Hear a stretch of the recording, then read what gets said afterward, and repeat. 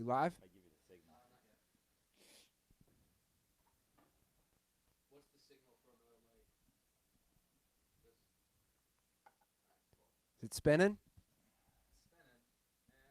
and we're All right. We are live in 5, 4, 3, 2. Welcome to the Dirty Sports Podcast. I am your host, Andy Ruther, coming to you live from the Smut Studio in Venice Beach, California, with my co-host. It's so good to be back again, Joey Noche Prano. Hello, Andy. When was the last time we did a show together, you and I? It was January 2nd, Wow. because that's when I flew back from Cincinnati. So you flew back here from Cincinnati. The 2nd, You left again the 5th. when your mom got sick. Yeah. And then you were gone for an extended period, and then obviously I was in surgery for last episode when you and Tug. So wow, it's a long while. Yeah. I think we only missed one episode in there. We only missed one. It's I'm not gonna say we're Cal Ripken or fucking Eli Manning over here, but it's pretty good. With all that's gone down, we missed one episode in that. Yeah. A lot has Okay. happened. Yeah, And the last time we did a show, we were the Stash Brothers. that's right. And now we're the Stashless brothers. We are. Yeah, I know you. Obviously, you had your mom's passing, funeral, all that. I'm sure you wanted to clean up and look sharp for that. I wasn't planning on taking off my mustache, but I was in the hospital. I ended up getting admitted to the hospital via the ER after going to see the doctor that I finally found to do my surgery. He was like, go to the ER right now and get checked in. I'm on call tomorrow, and this shouldn't wait. Basically for me to skip the line of getting on his surgery schedule, he was like, if you go to the ER now, it's going to take you a couple hours to get admitted, but then you'll jump the line because basically whoever comes into the ER in the morning is going to be my first surgery. Was it Dr. James Andrews? It was not. No. The no. famous It was sports It was Dr. doctor? Milton Little, fucking fantastic surgeon. Killed the game. If anybody wants to see super gross pictures of my scar situation, I put up an Instagram of my an X-ray of my screws and my plates and all the stuff that's in there. I was like, I don't think anybody wants to see the actual pictures. But look, if you're one of those sick people who likes that kind of thing, if you want to see some scar shit, slide into my DMs. I'll send you some gross pictures of my knee. What's the recovery we're looking at? 18? 10 weeks of no weight bearing. So I will be on crutches for 10 weeks. I cannot put weight on my leg for 10 weeks. 10 weeks. So 2.5 months, no weight on your left leg. Yeah. So in this brace for 10 months. After that, everything is up for debate. I guess up for, how much I work at it, physical therapy, all that. I've already got what's called a CPM machine, which is putting my leg into a machine and it bends it for me, and I can set my angle. They want me to get to 90-degree bend pretty fast. I was doing well in the hospital, but then when I got out, I don't know if it's like just a different angle of the bed or whatever, but I'm up to 80 already. So today I'll probably get to 85, maybe 90 by the end of the day. But the reason I started to tell you is because in the hospital it was tough. Couldn't really shower. They gave me like some surgical shit to like wipe down with. And my beard just gets so thick. If I don't shower if I go 2 days without showering, I get a real like rash situation. So going like 3 days without it, my beard popping, I was just like, I gotta get out of the hospital, take a shower, Yeah. take all this shit off. And now like hockey teams do for the playoffs, I'm gonna get a recovery beard going. Nice. So we'll see where we're at in 10 weeks. All right. Grizzly Adams did have a beard. Well, obviously you got a team here. You got me. You got new addition to the Smut Studio, Nick D'Alessandro. who's Look at his little scarf situation. By the way, I threw this out. Did you pass along to Nick what I said the other day? I said Nick's got a little bit of Hobbit vibes. I did not pass it along. He's got a little, and I think the scarf's helping the Hobbit vibes. Has anybody ever told? You're not like especially small. How tall are you? I'm 5'7". Yeah, Yeah. you're a medium. Yeah, you're I'm- you're a schmedium. I'm a medium. You're a gap medium. medium short. Yeah, Yeah. yeah. But there's I don't know. He's got little Hobbit vibes. I can see it a Yeah. little bit. Well, he's dealt with me Live now. in the Shire. He's dealt with me for a few days. In my, is it neuroses? Is that how you pronounce it? Yeah, yeah.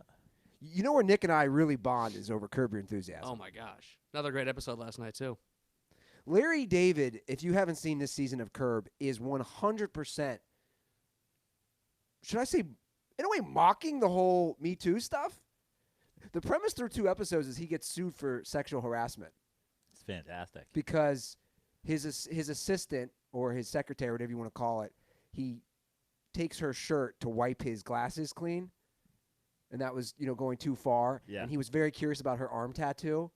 So like those were the 2 bases of the lawsuit. That he's asking personal questions and he grabbed her blouse or whatever. Anyway, it's pretty funny. Yeah. I know you're not the biggest fan. I'm not the biggest fan, but maybe I'll check out the first. I was episode thinking just about to this see. last night. If you're Larry David, I'm kind of like your Leon right now. I just kind of show up out of nowhere and start living with you. Oh, you're Leon. I'm your Leon. You're the Larry. I'm the Leon. That's Is Leon JB Smooth? yes. Who I love. I absolutely love JB Smooth. I think he's so funny. But anyway, there's a lot going on. There is indeed a lot going on. But we are very happy to have you back, Joe, and I'm very happy Very to happy be to back. have you back, Andy. Thank you. It's good. It's good to get the original crew back together. Shout out to Tug Coker for stepping in. Oh, Obviously, Tug was amazing. Good the goat fill in. He's always A amazing. lot of people clamoring for a Tug.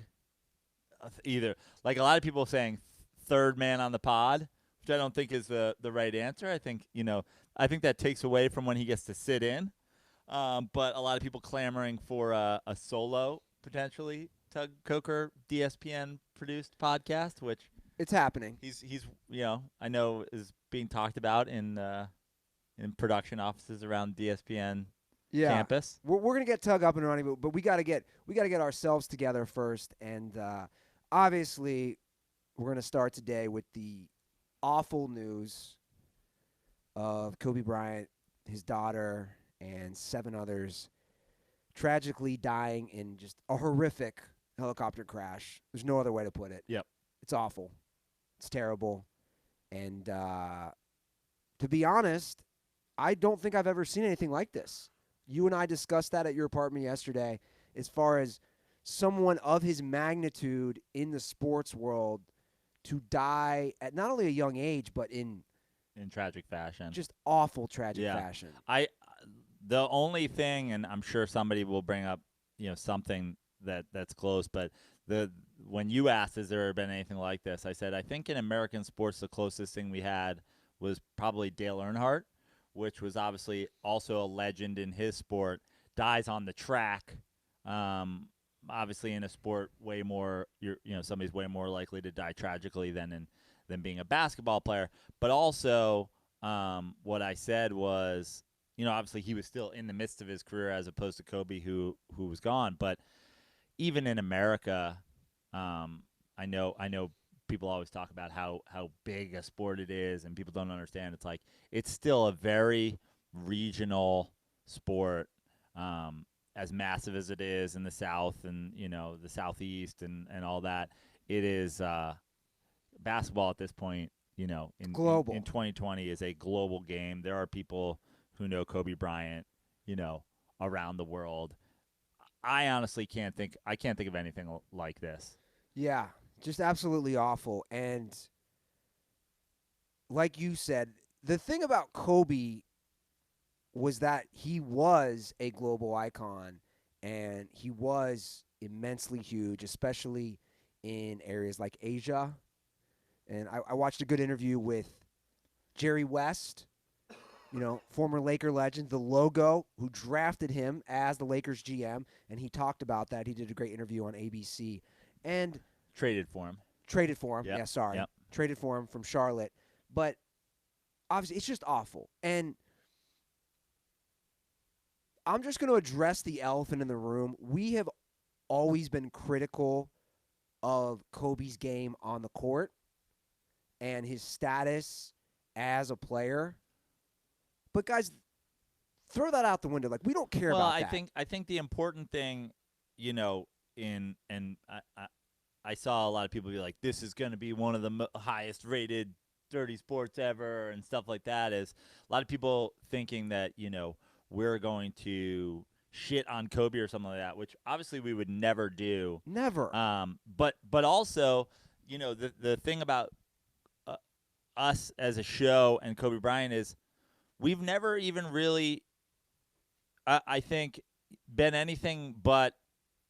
I mean, and obviously there's some negativity toward Kobe Bryant in the way that we cover him because we're a comedy show, and I've told fucking Carmelo Anthony to kill himself 1,000 times, but Kobe Bryant, even in discussing him recently, we've always said, like I've said, this we're talking about a guy who's a top 20 basketball player of all time. Yeah. The people out there that want to, pick up pitchforks and torches and come after us because we're arguing that Kobe's not the single greatest basketball player of all time. To be top 20 in anything in life is like, it means you're the best of the best of the best of the best ever. Kobe Bryant was a fantastic basketball player, one of the all-time greats, as I've already said. Just because I, am a Kobe truther in terms of, I think, his style of play and what he accomplished on the basketball court doesn't mean that I don't still think he's great. The same thing goes for, when the call came in last week about Derek Jeter versus Kobe Bryant. Derek Jeter also 100% sure thing Hall of Famer. Great, no doubt about it. But just saying, hey, just because you guys put him here and I put him here doesn't mean that I'm shitting on him. I'm shitting on you overrating him. And here's the thing about Kobe Bryant, and I want to talk a little bit about, obviously his passing, but the other thing about Kobe Bryant, and you saying how big this is, it sort of speaks to the same thing as, what we've argued is Kobe was bigger than just a basketball player. And that's proof that's proved by how people have rated him as a basketball player. All the other stuff that go with him being a global icon and Nike and the Mamba mentality and all that stuff, that's all the stuff that builds his legend. And that is why I think people have him, higher up in their hierarchy than maybe he deserves. I have always called myself a Kobe truther. And well, can I hop in here real quick? Sure. Like, to be honest, I don't even really care right now as much about the basketball stuff. Like, at the end of the day, it's awful. And like you said, we've said things in the past. I mean, let's just address it. I put out a Kobe facts only the night before he passed away, the night before he died. We coincided it with LeBron passing him as third in all-time total points in NBA history. I put out a facts only. It's awful timing. The whole thing's awful. I'm not going to sit here. Joe's not going to sit there. No one's going to sit here and revel in a horrific tragedy. I mean, the whole thing. Like, dude, I was getting choked up. His daughter, 7 other people, parents. It's terrible. Andy, there's 2020. Like, I've seen a million tweets about it. 2020. Like, can we just go right back to 2021? Can we skip it? What a shitty way for the year to start. I'm going to say this in terms of, I didn't tweet anything about Kobe Bryant yesterday. I'm not going to tweet anything about Kobe Bryant. I'm not going to put an Instagram because I've never been, any sort of a Kobe Bryant fan. I am not a fan of his style of play. I really wasn't a fan of him as a person for a lot of his career. Now, that being said, you and I in the last few months have both lost parents. It's awful. Kobe Bryant's kids. It's terrible. Lost a parent today that, they got to spend a lot less time with than you and I got to spend with our parents. I think you and I would both agree we would have done anything to have more time. Yeah. I certainly would have done anything to have more time with my dad when he was, coherent and I could talk to him and stuff like that. The idea that my dad made it to 76 and your mom made it to 69. 69, not they're not people who live to be 100 years old, but Kobe Bryant was 41. Yeah. He has 3 other daughters that lost a parent that they didn't get to spend nearly as much time with as we got to spend with the parents that we lost, and it fucking sucks. Not to mention Kobe's daughter passing away as well. Kobe's wife losing one of her children. It's like, it's not it's just not something that really has anything to do with basketball. Like, you can be a fan of his basketball game, you could be a fan of him as a person, or you could not be a fan of both those things like I wasn't, and it's still you don't want this to happen to anybody. No. Even the worst people, the people that you hate the most in life, which he's certainly not up there for me, is like you just don't wish that upon anybody. And honestly, I think that the real kind of tragedy for me as a person who, like I said, is a kind of a Kobe Bryant truther, is when you look at Kobe and how Kobe changed from the early part of his career to late part of his career to retirement, it really does seem like he was finally sort of starting to figure it out. And he was sort of starting to figure it out through his kids. There was always talk that he's not going to Lakers games. That's not him. He's not going to be around basketball because he's too competitive and whatever, and he just doesn't want to do it. In the last few years, just the last year or two, he's been showing up to games with his daughter, who's really taken to the sport herself.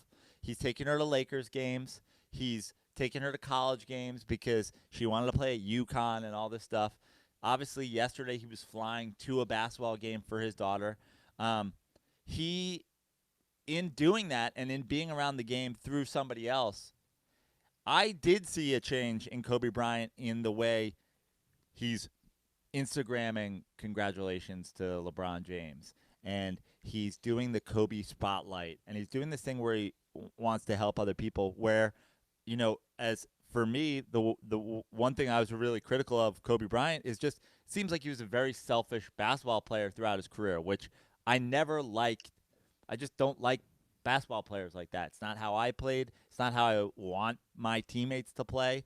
But it really seemed like through his children, especially his daughter who was really into basketball, he was starting to figure it out. I imagine that Kobe Bryant wasn't telling his daughter not to pass.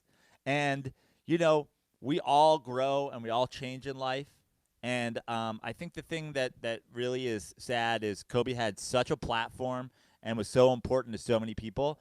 And it seemed like he was, in his post-basketball career, was starting to figure it out a little bit, like how to be around the game and how to be around people and how to be around the other NBA guys with way more of an open attitude and way more of, being a helpful, being a friend to people, when before it was like, I have no friends. I'm a killer. I'm on an island. And that's what sucks. And look, there's a lot. Kobe Bryant's career and life has a lot of dark spots. If you're not a Kobe Bryant fanboy, and we don't need to. This is not the time to talk about all that stuff. But for me, I'm never gonna. No tragedy, no whatever is ever gonna make me say, well, I'm not gonna talk about how Kobe Bryant was as a basketball player. Tomorrow, today, whatever, I will still say, here's what I think of Kobe Bryant as a basketball player. Yeah, and what I think of Kobe Bryant as a person has changed from day one of his career to the middle of his career to the end of his career to post career. And I've had a lot of different feelings about Kobe Bryant as a person, but Kobe Bryant as a basketball player, like, his death doesn't change anything for me in terms of how I relate to that and how I'll speak of him compared to other players. But the bottom line is, you don't wish this on anybody, and it's awful. It's awful for basketball. It's awful for basketball fans. It's awful for Lakers fans, and most importantly, it's most awful for his family and the families of the other people that were on the helicopter. And you're right. And I just want our listeners to know that, you know, we have had so many in-depth discussions about Kobe. But again, that's basketball related. And even the video that I put out, and Nick and I put so much work into, the Kobe Facts Only, which dropped Saturday night. I'm not taking it down, guys. Plain and simple. And there's no reason that you should. It's The beauty of that thing as a piece before or after Kobe passing is it was facts only. There was no opinion. It wasn't me ranting on Jordan or me ranting on Kobe or me ranting on, and that was the beauty of it before or after his death. Even if he doesn't pass away, I'm not arguing with people because these are what they are. If you don't like them, then you don't like the numbers. And I don't want to get into that too much, but at the end of the day, that was what it's about. It's about basketball. That's what a lot of these discussions have been about, basketball. And like Joe said, nobody wishes this. You know, with us recently both having lost parents, and I know for me, it's hit me even harder. Just death in general, obviously, because we're still going through it. And I don't wish like what he dealt with. I can't even imagine those final moments for him and his daughter and everybody. Because I'll just say it, guys. I watched my mom die, and that last hour for me was the worst of my life. I'll never forget that. And I watched all the doctors and nurses, and to be honest, I thought I was going to faint, and the amount of the hysterical emotions that I went through. So I can't imagine those final moments in that helicopter. And to me, that's what it all boils down to. This is just an awful tragedy, whether it's Kobe or any random person. Nobody wishes that on anybody. Yeah. At the end of the day, it's just a terrible tragedy that you can put things aside as far as sports discussions and think of the human element, right, of this awful thing. But also, to bring it back to sports, because we are a sports show, Joe is right. It's not going to change my opinion. It's a terrible tragedy, but I'm not going to retract a video that I put out that was 100% sports and statistically based. I'm just not. And there's no reason to do it. Honestly, I think the people who, first of all, you put it out the day before, and we've talked about it over the last couple days. I think, like I said, I'm not tweeting anything about Kobe Bryant. I was never a Kobe Bryant fan. I'm not going to use this opportunity to try to get retweets. I'm not going to suddenly be a Kobe fan that other people to me that's worse in sports seem to be. I'm not going to be a Kobe hater like other people in sports and comedy in the last couple of days seem to be, like, oh, this is the time, or the woke, athletic writer or New York Times writer or whatever who's like, let's talk about Kobe's rape case today. Like, now isn't the time to do all that. If you want to talk to me today about, where Kobe ranks all time, I'm going to do it as if he was alive or he wasn't. Like, I'm just going to talk about his basketball game. But I think you're a worse person to adjust anything you're doing. I agree. In the last couple days for clout, for clicks. It's for bullshit. For whatever. You had that video in the works for a long time. You had said for a long time you were planning it for the day LeBron passes Kobe. The idea that he passed away the day after LeBron passed him is like a whole other fucking weird thing.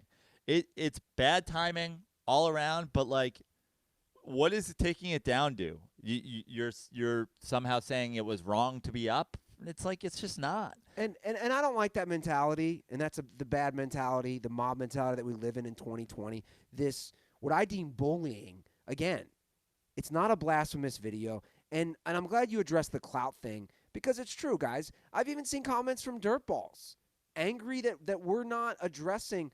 So you want us to be fake? We've been critical of Kobe's game. Now we're gonna suddenly be fake and act like we loved his career. And by the way, I'll say it again. If you get right down to it, when we say we've been critical of the way Kobe is held up by other people. Critical of his game, like I mean, I wish somebody would be as critical of my comedy to say Joe Prano is the 20th best comedian in the history of the world. I wish somebody would be that critical of me. Like when we say we're critical, all we're critical of is the way that obviously the guy was bigger than life, and that clouds how people looked at him as a basketball player. And the same goes for Michael Jordan. The same goes for a lot of people in a lot of sports. And look, we get to again, we've done this across the board in sports, and I don't think tomorrow, if Ryan Fitzpatrick dies, you're gonna call him a fucking Hall of Famer. Like we're not. We're just. We have to be true to ourselves, and we have to be true to our show, and we have to be true to our opinions. Otherwise, why is anybody watching and listening to this? That being said, again, it's not the time to fucking dig up all the dirt on him, and it's not the time to say, "Oh, he meant so much to all of us." He passed away. It's horrible for his family. It's horrible for the families of all the other people that were out there. A lot has come out about Kobe in the last couple of days. The big thing today was like how, he even got a helicopter to spend more time with his kids. And again, like I've been critical of a lot of the guys on court and off the court and how it related to basketball. But it really seems like he found his way with his family. And it sucks that this is a tragedy that includes another person in his family and will leave that family without a dad and without a daughter. And it's fucked up. It's awful. There's nothing good about it. And I haven't felt, I told Nick last night, because obviously we're in L.A. Just everything felt different outside after Kobe died. And just you could just feel the energy in this city. And obviously we're at the famed Venice Beach basketball courts where, so many Kobe Bryant jerseys are worn. The whole thing felt different. And I told Nick, I probably haven't felt this way or seen this since Michael Jackson died. Like, I felt that same sort of energy in the air. And Michael Jackson also died out here and was a global icon. That's the last time I felt that. And it sucks. Dude, there's somebody put it best to me when my mom died, and you can say the same thing. Let's just cut through all the bullshit with death, and I'm sure you'd agree with me, Joe. It sucks. That's the best way you put it. When your dad dies, it sucks. And this awful tragedy with Kobe and his daughter, and I can't imagine what his family's going through, what all the families are going through, it just sucks. There's nothing good about it. And I feel for, and my thoughts and prayers are with all these people, because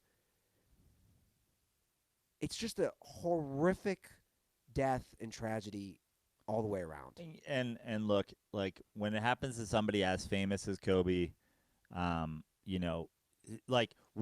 whether you're a Kobe fan, a Kobe stan, a Kobe truther, a Kobe whatever, in a way, if you're a basketball fan at all, and even honestly, like we said, he's bigger than basketball, you kind of feel like Kobe Bryant. Yeah. Like that's the thing about me and me being like I feel like I feel like I could always see on his face like how he was approaching basketball. Like I've watched so many hours of Kobe Bryant that it's kind of crazy that you feel like somebody like that when they pass away. And it puts a lot into perspective, Look, I'm here. My fucking leg is fucked up.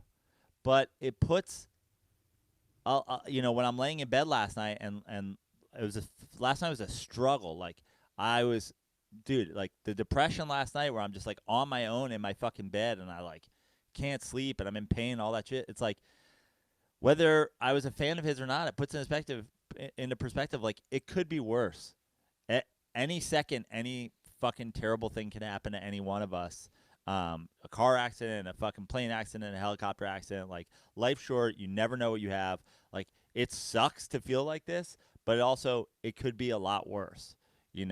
I could have hit my head when I had that accident instead of my knee, and I could not be here right now. And it puts it in perspective. And like whatever your feelings are as Kobe Bryant as a basketball player, again, I think it just gives us all a moment to say, like,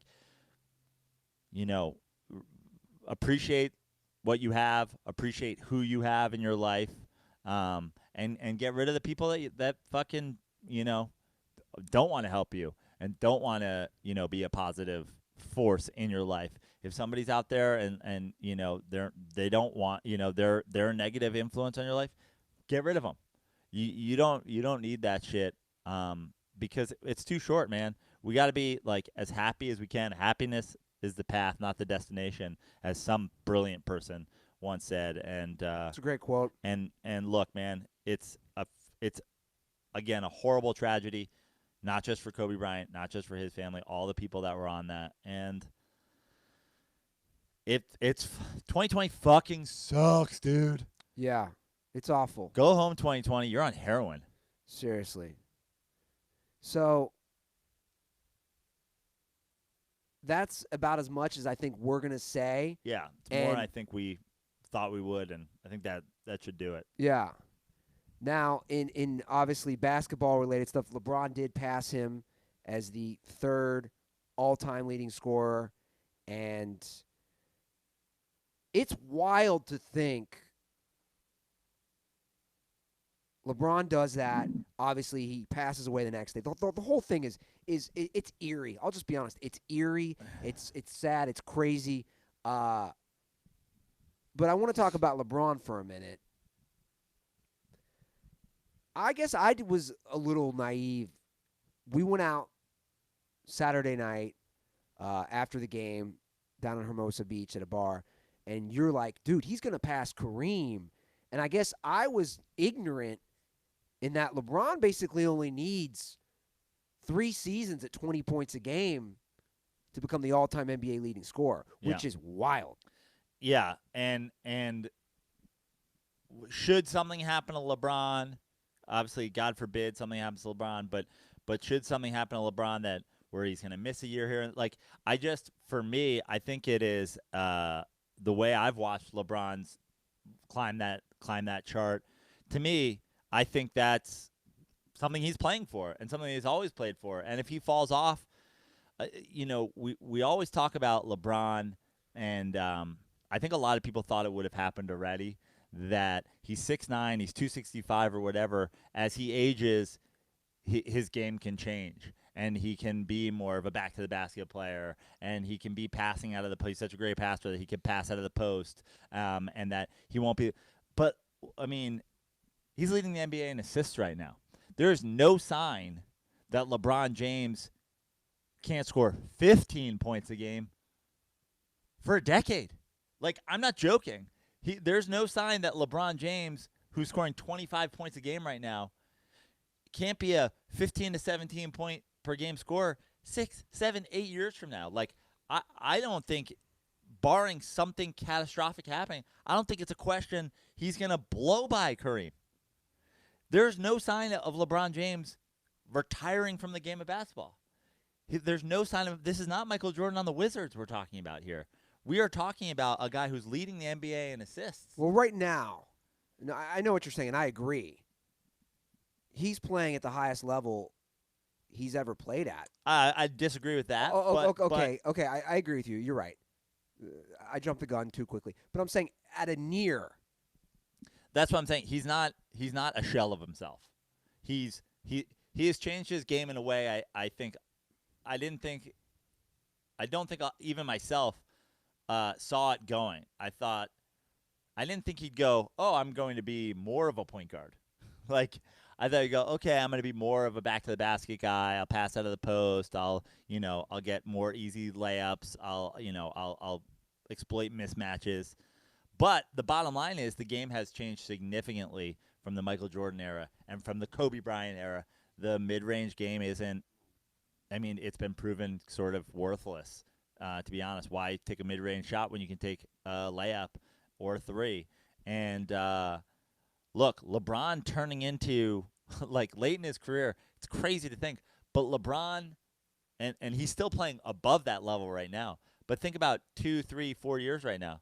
LeBron, the tail end of LeBron's career, LeBron becoming Mike Conley, like peak Mike Conley, is incredible.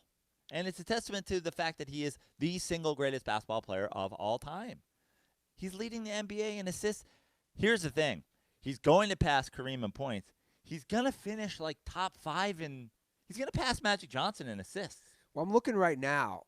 LeBron is currently 8th in the history of basketball in assists. He's the only person, I think – go start at the top of the list. It is a long while on that list when you get to anybody besides LeBron James, who is not a point guard, like a true, pure point guard.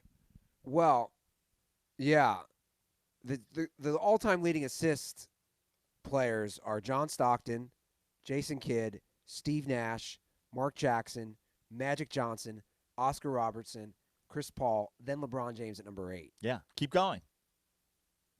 Number 9 is Isaiah Thomas. Point guard. Then Gary Payton. Point guard. Andre Miller. Point guard. Rod Strickland. Point guard. Maurice Cheeks. Point guard. Lenny Wilkins. Point guard. Russell Westbrook. Yeah.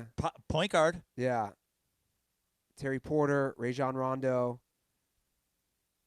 I mean, it's crazy to think, guys. LeBron is going to finish. I mean, how far? Like, where's LeBron James now as compared to the guys right above him? How many assists does LeBron have? Chris Paul has about 350 more. Actually, exactly 350 and more. obviously, Chris Paul is still playing and pacing like he's, LeBron's leading the league in assists, but he's not catching Chris Paul till Chris Paul retires. Number 5 is Magic Johnson. Yeah, he's going to pass Magic Johnson in assists. He's going to have more points than Kareem Abdul-Jabbar and more assists than Magic Johnson. That's everything that you need to know about LeBron James as a basketball player. Yeah, it really is. It's it. And honestly, to me, again, everybody wants to paint people who, just because I think one person is greater than the other doesn't mean that I don't respect another player. Like, everybody's like, you're a Jordan hater. Like, yes, I'm a Jordan hater because I'm a Knicks fan and he fucking killed us. And I'm a Jordan hater like I'm a Chipper Jones hater. I'm a Jordan hater like I'm a fucking, It's no different than me. Like a Tony Romo hater. I used to be an Albert Pujols hater because he used to destroy the Reds. But the bottom line is, and I've said it before, Michael Jordan was the best basketball player of all time. But when you look at it, it's just like, this isn't a criticism of anybody else.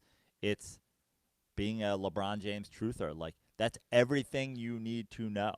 Well, what of those guys that are top 50, how many of them are top scorers all time? Like, when's on the all-time scorer list? When do you get to Magic Johnson or John Stockton or whoever the fuck is the first one on the list? It's pretty far down that list, I imagine. Yeah. Not to mention, by the way, LeBron James he's already the person who has, when you include rebounds, which is obviously a third aspect of the game, and blocks and steals, he's already the lone guy who has X amount of points, X amount of rebounds, X amount of assists. Like, he's the one. He's LeBron one of one. Well, at this point, it's not even worth debating with people, and I won't. The numbers don't lie. The facts don't lie. And then everybody wants to go, oh, well, you guys are like the video doesn't lie, the eye test doesn't lie, the wins don't lie, the championship appearances don't lie, the championships don't lie, the MVPs don't lie. None of it lies.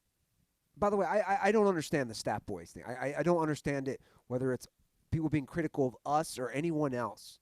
You judge literally 100% of someone's athletic achievements are judged on the variable of numbers, whether that's championships or MVPs or points or whatever it is. It doesn't matter the sport. So at the end of the day, that's what you're basing the analysis on. Of course it is. Right. And look, I always say, like, I value my eye test over anything else, but your eye test, everybody's eye test is different. When we started arguing about, where Kobe Bryant was all time on this show early on, again, you were on one side of the argument and I was on the other. Yeah. And we didn't have – I did not do any of the research on any of the stats. I didn't know his clutch shooting percentage. I didn't know his Yeah. VORP. I didn't know his, efficiency rating. I didn't know any of that stuff. I was basing that solely on my eye test. And look, if you're a Lakers fan or you're a Bulls fan or you're a whatever fan, you look at these things through different lenses. I like to think that, as sad as it may be, the Knicks being fucking garbage for 20 years, at this point, I don't have a bias because at this point I'm rooting against the Knicks as much as I'm rooting for them. Like, there's no bias in my opinions because of who I'm a fan of. I'm just an NBA fan, and I have been for as long as I can remember. And, your eye test as a Laker fan or as a Clippers fan or as a Bulls fan, you have to take that into consideration. Well, we're discussing numbers and stats with basketball players. I have to bring up this stat that blew my mind. I talked about it a lot with Nick. We couldn't get over it when we saw it because he's had such an amazing and illustrious career already, and it's only going to continue. Kawhi Leonard did not have his first career triple-double until last week. It's crazy. How is that possible? I think it's possible for a couple of reasons. One, he didn't come out of college as this, he's going to be a superstar.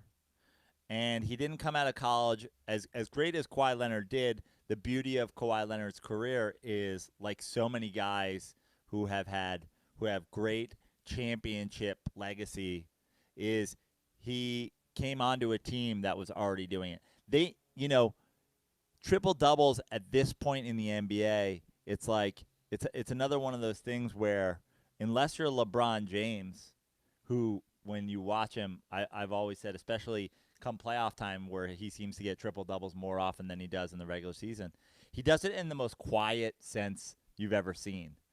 You're not like, holy shit, LeBron had a triple double. It's like, because he's just running an offense and he's just grabbing boards. But the Spurs never needed Kawhi to do all of those things. That's true. They had Tony Parker to run their offense. They had Tim Duncan. They had Tim Duncan to grab a bunch of rebounds. Like, yes, there's, opportunity. But they have also, Popovich is a fantastic, in my opinion, probably the greatest basketball coach ever. The way he uses guys minutes-wise, all that stuff, it really just never was conducive to guys having a ton of stats. You're right. And him doing that, obviously, in his surprising that he didn't do it on the Raptors last year. Surprising that it took him this long on the Clippers to do it this year because they're running the offense through him a lot more. But, yeah, it's shocking. It is shocking that it's his first. That's for sure shocking that he didn't have one of those, just like one of those weird outbreak games before. But it's not surprising that he doesn't have a dozen in his career. Yeah, it was alarming to see that. And what I think is so interesting about Kawhi, just as a player and as his legacy, I think he has such a glass, like, he doesn't have much, like, they say people have a glass ceiling. I don't see one with him. Does that make sense? Because if you look at Kawhi overall, he's already won a title with two different teams. Mm-hmm. Two finals. Multiple titles with the Spurs, correct? Or does he have? No, he won one with the Spurs, 2014. Okay. But MVP of the NBA Finals with Twice. the Spurs and the Raptors, two-time Defensive Player of the Year. Yeah. I mean, Kawhi at this point, are we saying Kawhi's a top 20 all-time player? He's probably he's on that cusp. Yeah, he's trending. I mean, he's certainly trending in a way where he will be top. That you're looking at, if his career sort of keeps on this, like, it's going to be hard not to say he's top 15, top 12 of all time. Obviously, a lot of the all-time lists is longevity numbers, how long you're able to do it for, all the all-NBA teams, all the, championships won, all that stuff. But again, there's certainly proof already that if Kawhi Leonard is your best player, you can be a championship team. Was he the single best player on that Spurs team that won in the NBA Finals? Was he the single best Spur in 2014? Probably not. If you look at the numbers, I would imagine he probably wasn't statistically, but he certainly was on the Raptors last year, and he certainly was the difference between the Raptors being a 1 seed the year before and being the NBA champions the year after. He's changed the culture in LA. I think the thing with Kawhi, his days of being defensive player of the year may be over because he's now being asked to do more on the offensive side. But again, he is churning out accolades that are building his legacy as an all-time player. Yes, I would say that if Kawhi just keeps doing Kawhi-ish things and falls off the way most players do at a certain age, that Kawhi will be, a top 12 to 15 player of all time. Yeah. Now, where will his antics at the strip club fit into this? Because I don't know if you saw this. I did. I saw. I think it was just a 5-second video of something or whatever. But a video leaked. It was Kawhi Leonard at a strip club. He was making it rain, as they say. But what I loved is he was in full New Balance. Yeah. Sweatsuit. Yeah. Repping his sponsor and endorser while he's got a butt grinding on him. Yeah. Good for him. Yeah. Why not? If they're gonna, Great spokesperson. Yeah. If somebody's gonna take grainy video of you. Also, New Balance synonymous with dad shoe. Who's spending more time at the strip club besides I spent the whole day on the riding mower. I'm going to the strip club whether you like it or not, Donna. Also, are we sure? For the people who have watched The Outsider on HBO, are we sure that was even Kawhi Leonard, or was that some sort of second Kawhi Leonard that was? What's that about? Oh, you got to watch it. It's at first you think it's just another one of these True Detective murder mysteries, but now there's some sort of doppelganger thing happening. Doppelgangers are murdering people. It's wild. It's worth watching. So you think Kawhi could have had a doppelganger at the strip club? Yeah, just like Jason Bateman had a doppelganger at the strip club in The Outsider. I heard that Kawhi, when he goes to the strip club, he has his stacks of 100s in a lunch pail. Yeah. And he opens the lunch pail. Now, are we going to talk at all about this this rumor that there's trouble a-brewing in the Clippers locker room because of the Kawhi Paul George thing? Because I didn't read. I don't know if you read. Did you read any of the stories that went along with this? I saw the headlines. Yeah. I'll be honest. I did not delve into. I didn't read any of the stories either. I was pretty busy. But based on the headlines alone, and I want to say this, and I want to say it in a way that I hope doesn't. Basically, don't anybody share this with Chris Wilde, because I hope this doesn't make me lose my Clippers locker room access. But this is something I saw and talked about, and Chris Wilde and I talked about prior to me even seeing it. So you witnessed it firsthand. Firsthand. Take us through the Clippers locker room. Clippers locker room is basically this. The Clippers locker room is set up. You walk in, and as you walk in, all of the lockers are on your left in a sort of half moon. Okay. So you walk in, there's a whiteboard on your right. So I assume where all these guys are sitting in their lockers in a half circle, they can all look at the whiteboard. As you walk in, all of the lockers are on your left, whiteboard on your right. If you walk straight through, you walk to the showers. Okay? So the locker room is this semicircle. Paul George and Kawhi Leonard's lockers are dead in the middle of the circle, right? They're the two middle lockers, which I'm sure is some sort of I'm sure that if other locker rooms are set up in this style, that there's a locker room hierarchy. Yeah. Almost like a swim race. Makes sense. Lanes, those middle lanes are going to be the winners, The outside lane, you probably don't get an end locker if you're the superstar unless that's your preference.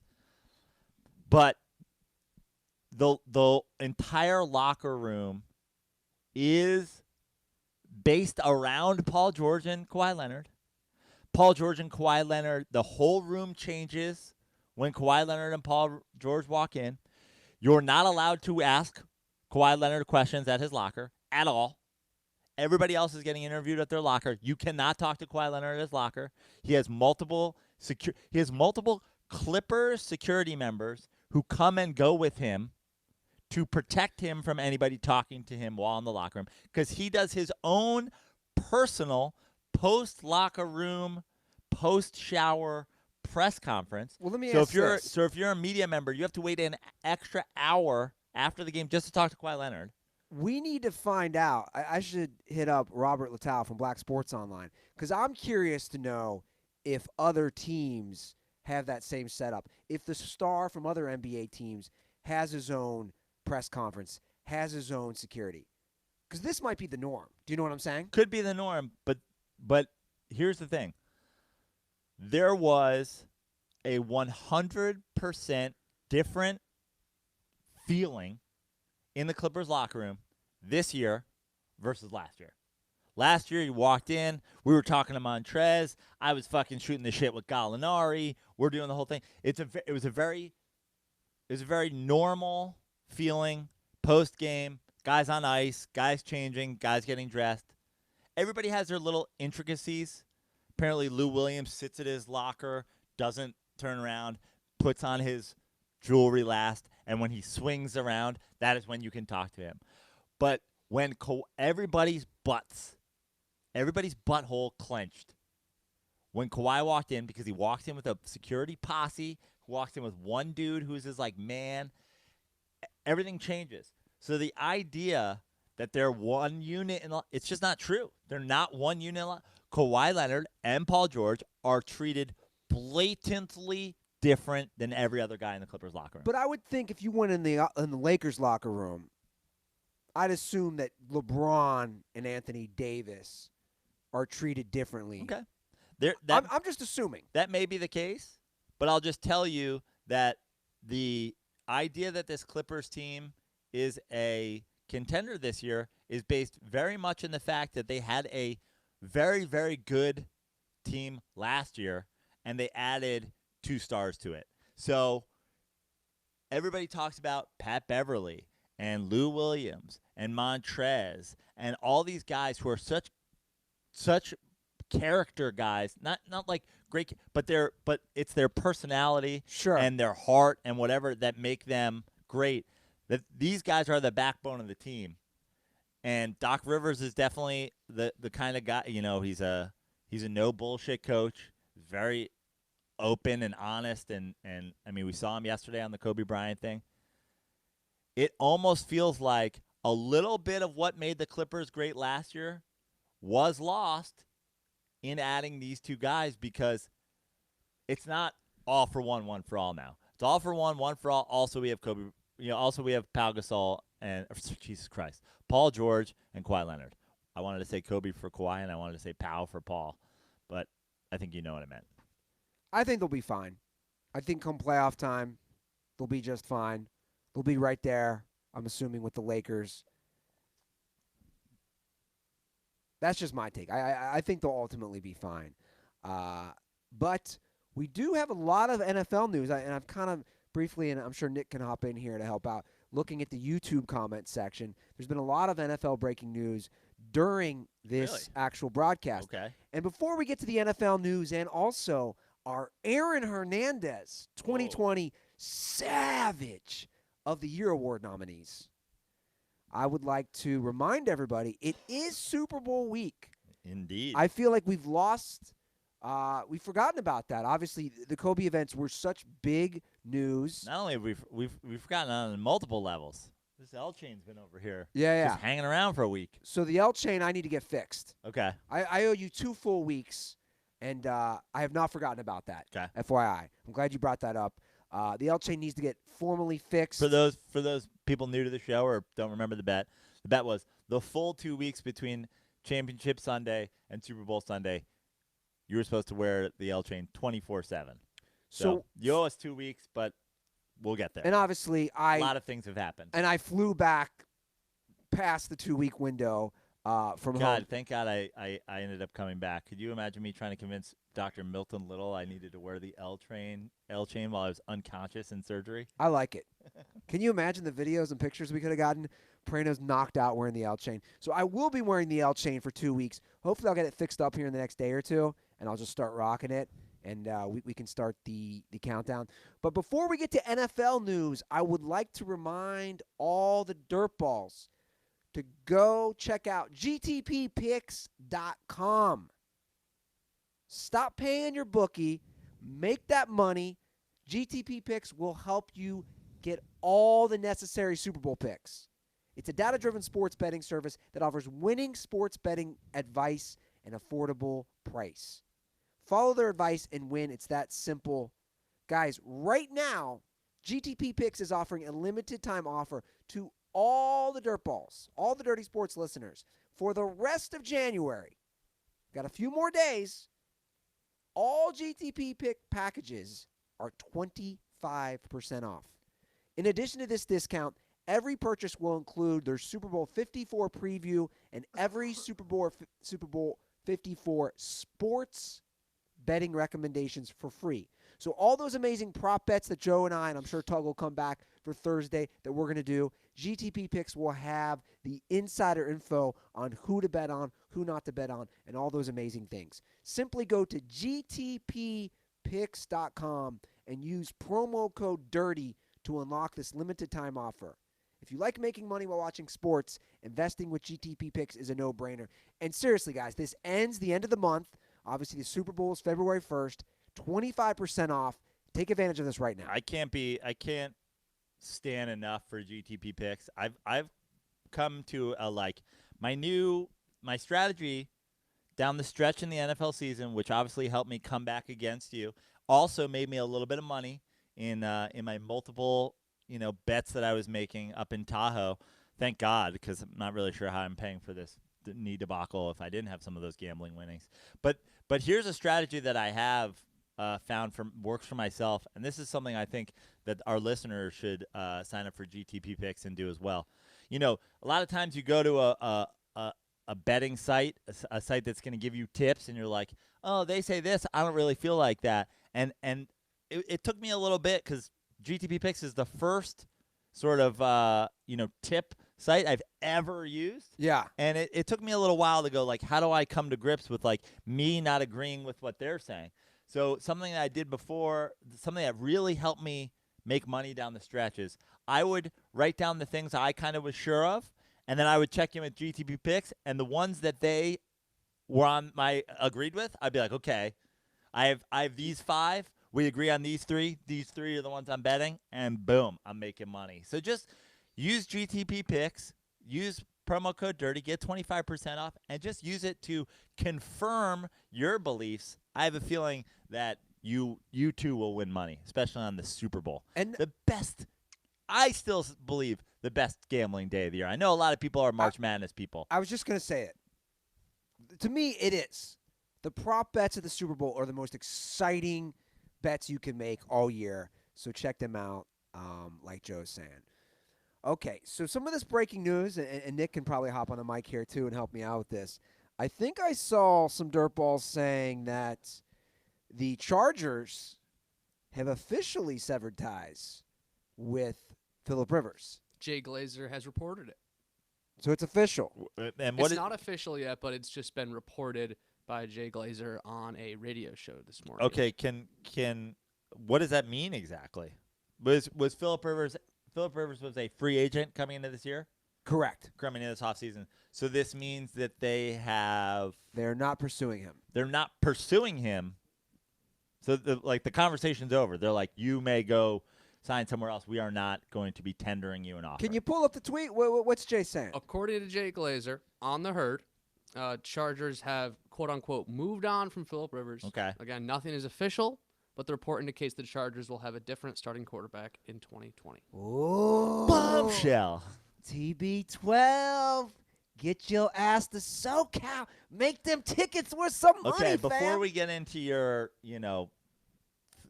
fantasy boner about flipping your Chargers tickets, let's as you pull out your Chargers brochure, let's talk about the more sort of pressing question when this comes out. not who will be the Chargers starting quarterback, but where will Philip Rivers be next year? Well, Joe, my ultimate dirty sports dream, my dirty sports wet dream, so to speak, is that Philip Rivers replaces Jameis Winston in Tampa Bay. Yeah, love that.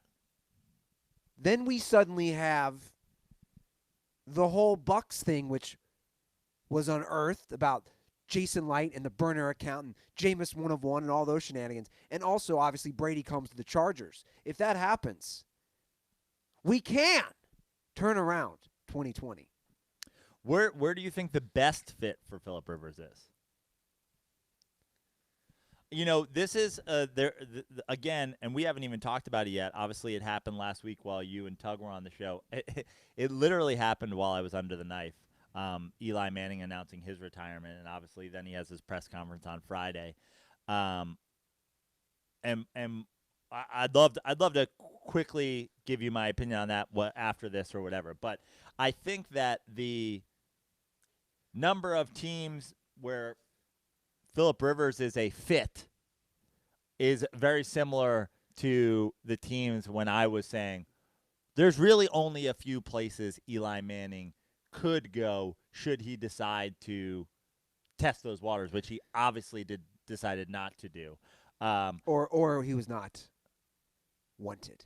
Right, which we can get on that, yeah. But, I mean, I think we can both agree, realistically, there was never it's too early to have that conversation in terms of, I don't think Philip Rivers is talking to a team yet or Tom Brady is talking to a team yet. I think you know. I think they both are. You think they both are? I do. Do you think Tom Brady knows where he's going? I do. Okay. I think Tom Brady's very confident. I think he obviously, they're different situations. Tom Brady is, and we discussed this, I think, in the last few days. It's kind of the LeBron move. That's why I think L.A. fits him more with the post-career and the Hollywood, whereas Philip Rivers, obviously, I'm assuming he seems like a big family guy. He's got a lot of kids, obviously. He's got 8 children. I think Philip Rivers' post-career is spending time with the kids. So I think his is more of 100% a football-related move, where Tom Brady's is a business and entrepreneurial move. I think Tampa Bay is a great fit. I also think the Colts are a good fit. Outside of that, do you believe that Philip Rivers gives the Colts 40, 38, 39-year-old Rivers gives them a better chance to win than Josie Brascoli? I do. Okay. Josie Brissett. Yeah. Josie Brascoli. I love that he's just an Italian man. It's Jacoby Brissett, by the way. What did I say? Josie. Jeez. It's not G's. G's Brissett is a whole other. You planted it in my head. I know. I love it. Again, I love the Tampa Bay thing. I've done a deep dive on Tampa Bay, obviously with the Jason Light / Jameis Winston burner account. And if you do a deep dive, there are analytics nerds out there.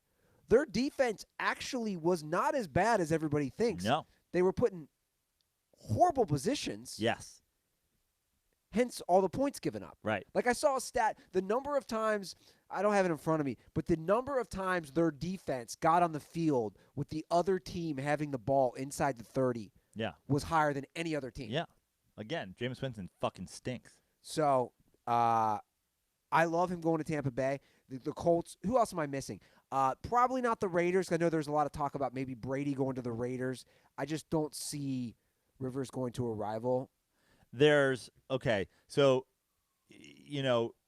again, this is in me looking at sort of what Eli Manning's future could have been and the teams. You've got to look around the league at the teams who have a quarterback that they believe in or have a quarterback that they're still trying to figure out if they believe in. And there's really not a lot of teams out there who haven't drafted a young quarterback. Yeah. Or have a quarterback that they're holding on to who they think is going to give them 1 or 2 years left. And when you look at, the Tom Brady's, the Eli Manning's, the Philip Rivers, these are guys, you're not signing potentially any of the guys from the class of the early 2000s to be your quarterback for 10 years. You're signing them because you think that they can help you now. So, like a Pittsburgh Steelers, for example. What is the status of Ben Roethlisberger? Is he coming back? And if they believe he's coming back, again, they only believe you're basically hoping that he comes back and can give you the same things that a Rivers would give you for 2 years. Yeah. There's teams that are either looking to get a new quarterback for long term, or or a team that thinks that they can win now. And that's why, I'm sorry, I know Tug is somewhere, pulling his hair out or whatever, but you keep coming back to this Colts team, winning playoff games with Andrew Luck, finishing third without him. That's a team that I think a lot of people think could be a contender with a quarterback. And again, to me, that's got to be on the top of Philip Rivers' list. Yeah. What's the deal with the Dolphins? The Dolphins got to be drafting a quarterback, right? That's what I'm thinking. And honestly, if you're drafting a quarterback, or if you're in the hunt for the quarterback of your future, which I think the Dolphins have to be, right? Why Philip Rivers over Ryan Fitzpatrick as a placeholder?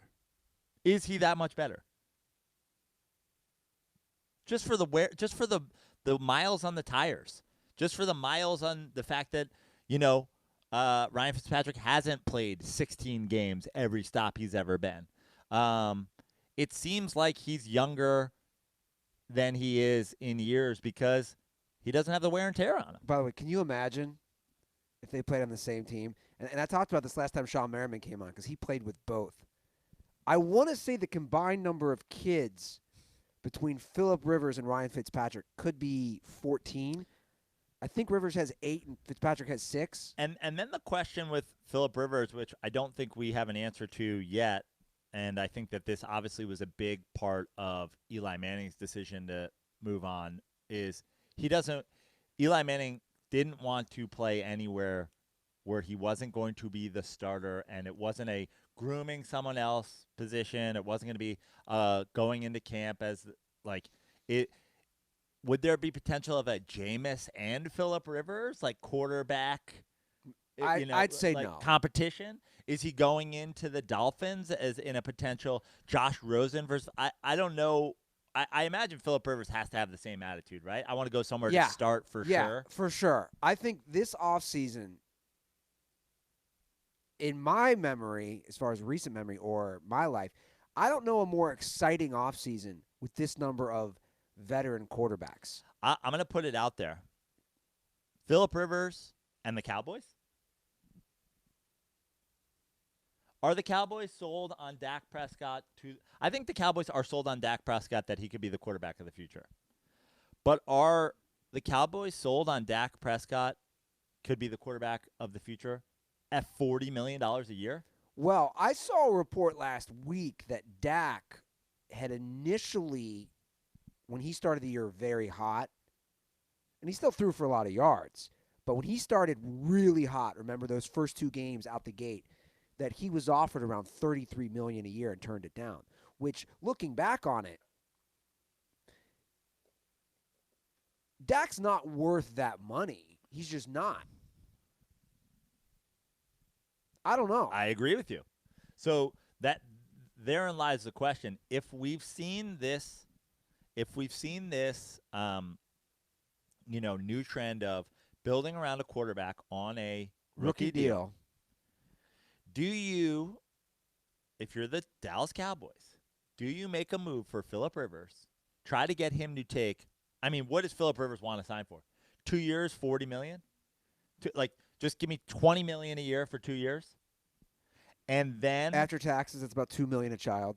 Yeah. I like it. And then, again, no taxes in Texas. Oh, yeah, no state income tax. Or Florida. Yeah. As opposed to having to give Dak Prescott $400 million, and then you have a potential of, again, finding another quarterback potentially on a rookie deal to be behind Rivers and to potentially come in Yeah. and start the process over again? Because here's the thing. They didn't get Dak Prescott in the first round. No. It's not like the idea of finding another Dak Prescott. Like, I mean, I think Dak Prescott is better than a lot of people thought he would be Sure, of course. because he wasn't even supposed to be the start. He wasn't the Yeah. starter. He was Tony Romo's backup until Romo got hurt. To me, if I'm the Cowboys, I'm considering that. Now, again, I'm a Giants fan, so I hope they give Dak Prescott $500 million. I really would love that. But with McCarthy, Yeah. is that a potential? Do you think that's a potential landing spot for Philip Rivers? I think it could be. So we're looking. I agree with you. I don't think he goes to the Raiders. Honestly, I don't think the Raiders are good enough for him to go there. I agree. They're also competing with the Chiefs, and a Broncos team that's improving, a Chargers team that he's leaving. Like, Cowboys, Bucks. I don't. Miami doesn't seem to make sense to me. No. Not at all. It's very few teams. That's the truth. I don't. And I by the don't way- see. I don't see Philip Rivers as a Bears QB. It doesn't seem like the Bears are giving up on Trubisky. From all reports that I read, by the way, I keep saying all these reports. Like, what are these reports that I'm reading? I read a lot of this shit. I did see that the Bears are committed to Trubisky Yeah. at least for next year. But real quick, and then we'll get to Antonio Brown and our Aaron Hernandez Savage of the Year award nominees. I think this all is the same for Tom Brady, though, right? Like we're discussing. It's a small list for Tom Brady. Wouldn't you agree? Yeah, I had the Cowboys on my Tom Brady list as well, based on. I don't hate that. Yeah, I had it based on that was a pre-McCarthy hire. I could have seen McDaniel and Brady to the Cowboys.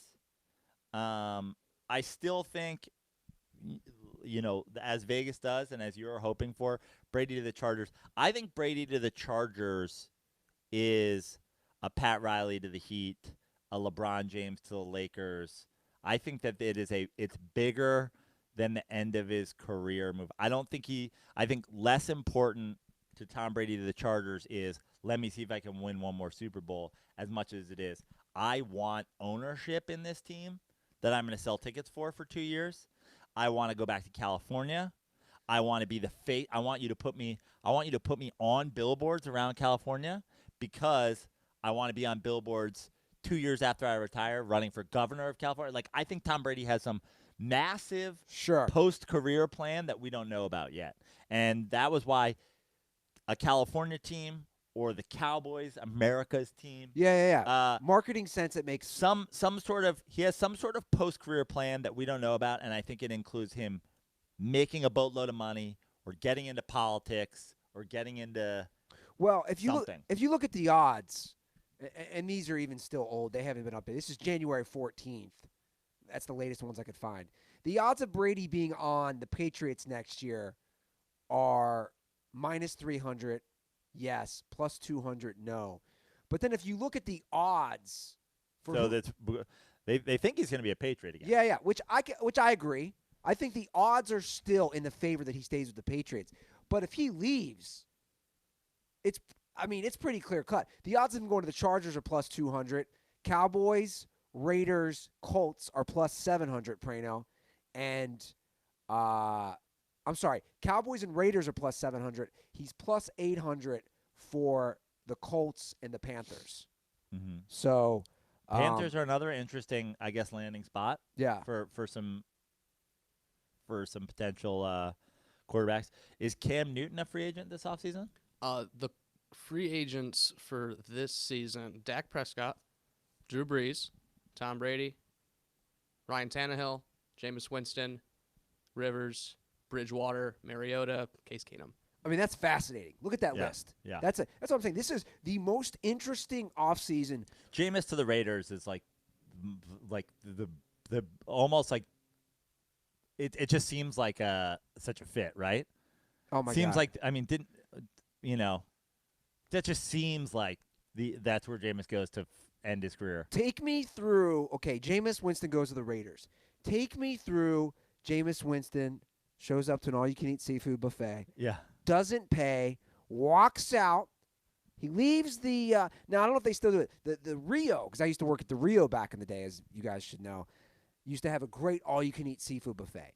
Take me through John Gruden talking to Jameis Winston after he walks out of the Rio seafood buffet, just stealing crab legs. To me, here's what I do if I'm John Gruden. I think that this is. I think you have to pre-plan this if you sign Jameis Winston. I think you show up if before he signs, you send a representative from the Raiders to every single buffet in town, and you go, here is our Raiders corporate card. Yeah. If Jameis Winston comes in here and takes crab's legs and leaves, just charge us double for him and just say he bought them. Yeah. Like, he's going to come in here and steal, but we're already paying for it. We're paying for it up front. We want to buy buffet prices for every day for the year from here on out, just in case. Charge us for him in advance.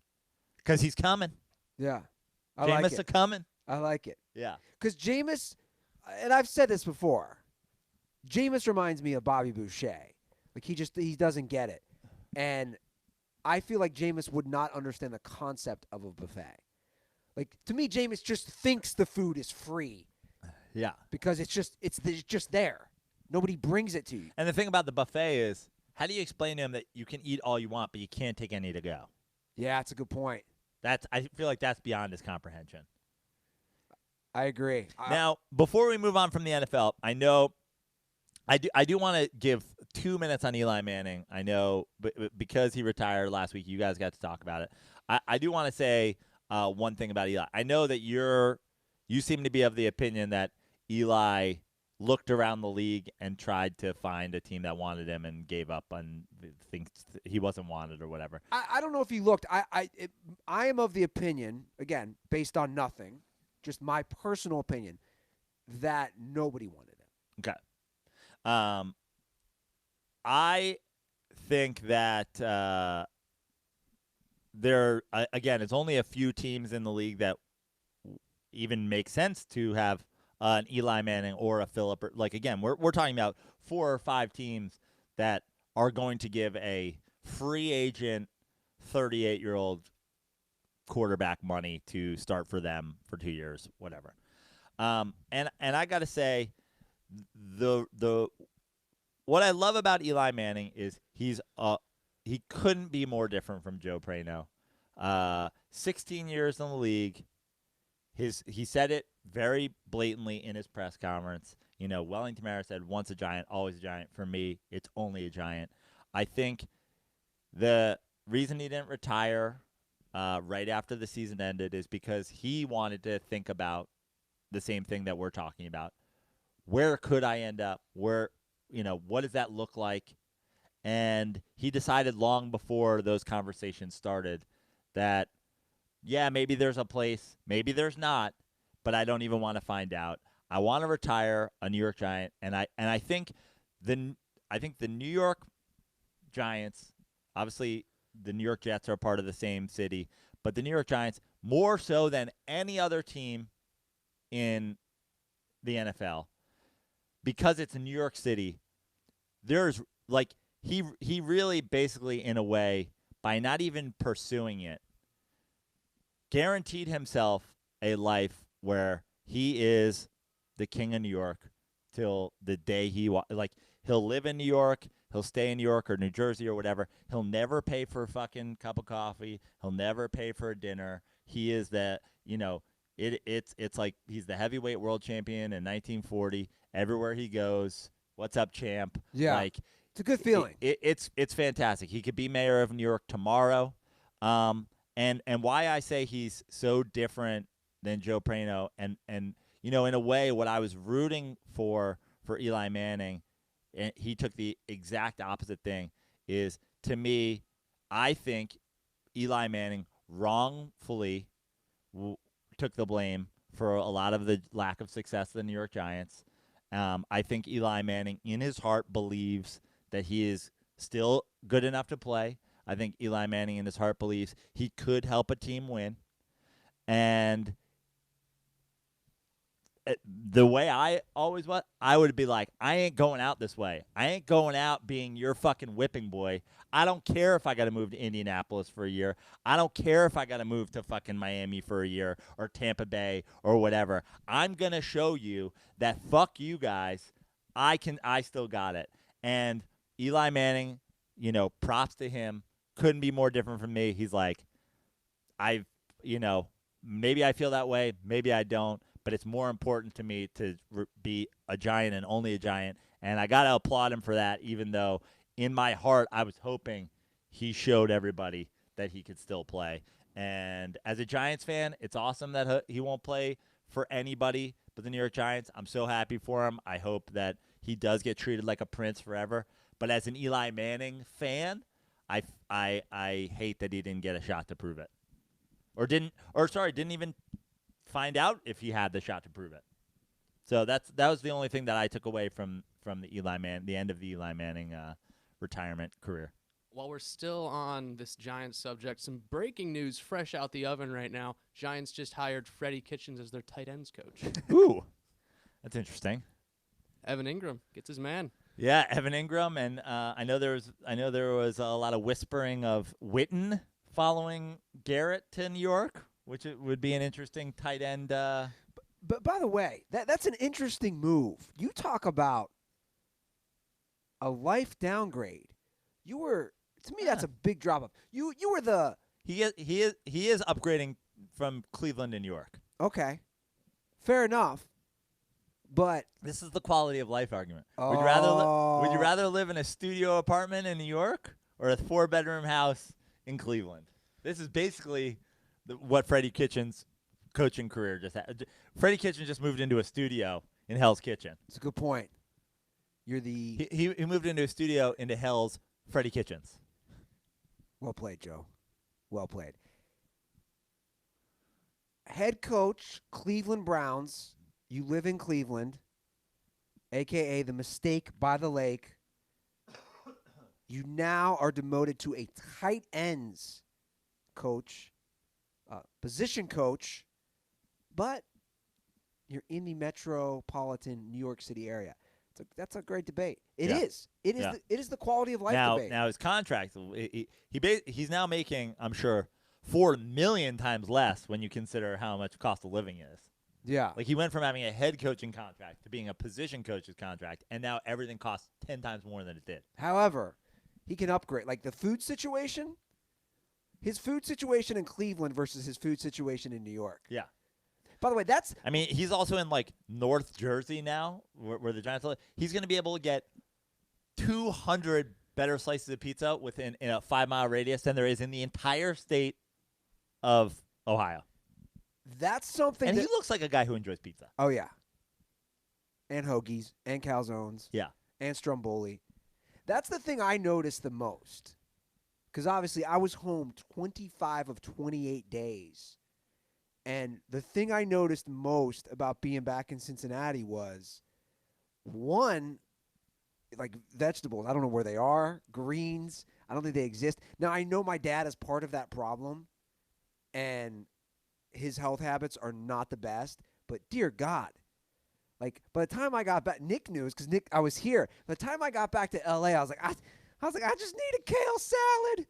I just need some mixed greens. Which is funny because the first thing we did was we went to Costco, and Costco got the big slices of pizzas. We both downed 2 greasy Costco pizzas. Dollar slices? Called out.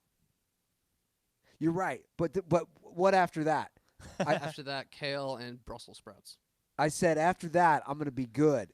By the way, if you are homeless, I want to do a quick PSA to all the homeless people in the United States who are also Dirty Sports listeners. If you are homeless, I don't know if they have it at your Which, by the way, I can tell you for sure, many of the homeless people on Venice Beach have iPhones. So they could be homeless and Dirty Sports listeners. By the way, a lot of them have better iPhones than me. I have the 6S. It's 4 years old. I've noticed that. Homeless people have better phones than me. Anyway, at the Costco in Marina Del Rey, near where I live, and I don't know if it's like this at all the Costcos, you can get a massive, delicious kosher hot dog and a large soda, unlimited refills for $1.50. So I ask this, Venice Beach homeless people, local LA homeless people, because you're everywhere. I see you every day. Why are you not all huddled, not that I want to see this, outside your local Los Angeles-based food courts? Think about that. I told Nick this. For $1.50, for under $5 a day, you could have 3 meals, delicious hot dogs. Yeah, but you also have to have a Costco membership. You don't? Oh, you don't have to? They do not ask Wow. you. Yeah, it's Okay. outside. You're not Okay. there yet. Outside at the food court, they do not ask for a membership. Did I just solve the food crisis in Los Angeles? Now, not every Costco has their food department outside, though. Some Costcos, like my Costco back at home, you have to go in with the membership card. Good point. Yep. Valid point. Homeless people in Los Angeles. Leave Venice Beach. Call Only it, Venice. It's in Venice Beach. technically Marina Del Rey. Okay. It's pretty close. It's pretty close. It's 2 miles away from here. Go congregate at the food courts at Costco. Now, I will never eat there again, but I'm helping you guys out. You know who needs help is Antonio Brown. Like, no jokes. It's a sad situation. Very sad. Sort of brought on by, like, his own doing, though, right? Like, Any sympathy for him? You don't have any sympathy? not really. I mean, the whole, like, this whole offseason, it just seemed like every twist and turn is this escalating thing. I mean, I don't know if anybody's doing the story. Like, is this CTE related? Is this, like, we joked the other night when we were out, the Burfict hit. Like, we can do a timeline of, like, Antonio Brown was one guy before and after the Burfict hit. Like, Yeah. is this his sliding doors moment? Like, if he spins out of the way of Burfict here, is he currently, Super Bowl MVP with the Steelers? Is he on, where are we if that didn't happen? But, like, has it even been explored? Is this, his concussion history, CTE? Like, it really does seem like, I mean, I hate to say it, but goddamn, the Raiders curse is real as shit. This dude goes on his life falls apart the second he goes to the Raiders. Yeah. Now, Who else would you say on the Raiders curse? ain't Randy Moss? Randy Moss is like only years where he wasn't the single best receiver in football was when he was in the Raiders. People are like, oh, career over.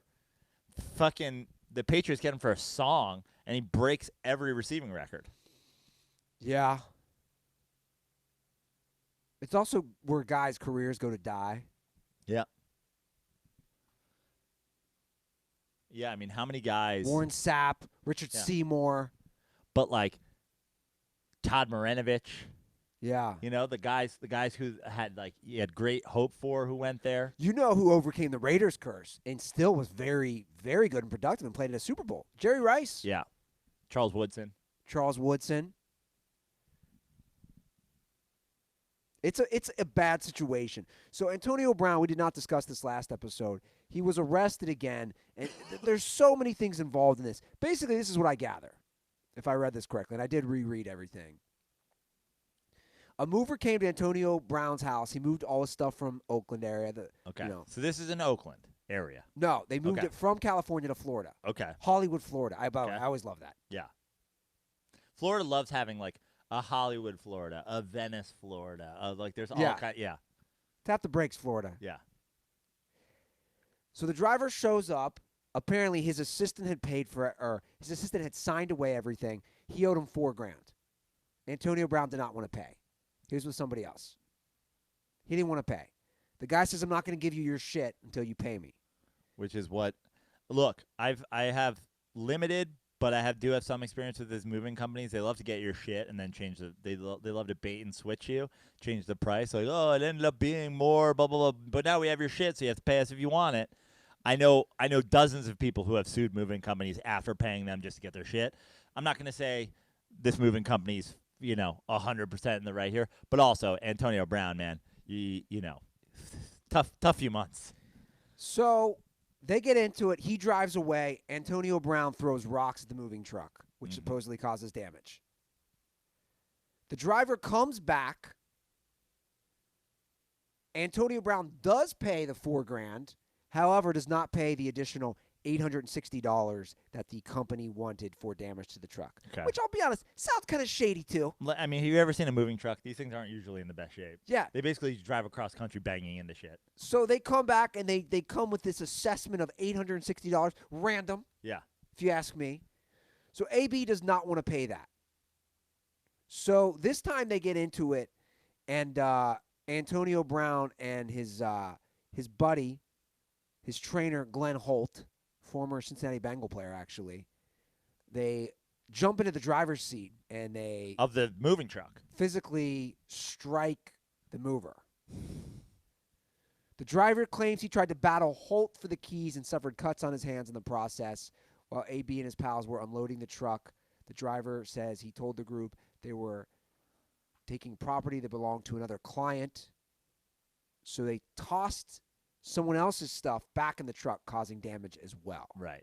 So Antonio Brown was arrested. These are big crimes for burglary with battery stemming from this whole assault. He was released on a $110,000 bail. That is the status of Antonio Brown. I do not think he will play another NFL game. I do think that the L chain will be shoved up my rectum at some point. Have you considered wearing the L chain? Have you considered spending 2 weeks with the L chain up your ass and just getting this whole thing out of the way all at once? Oh, boy.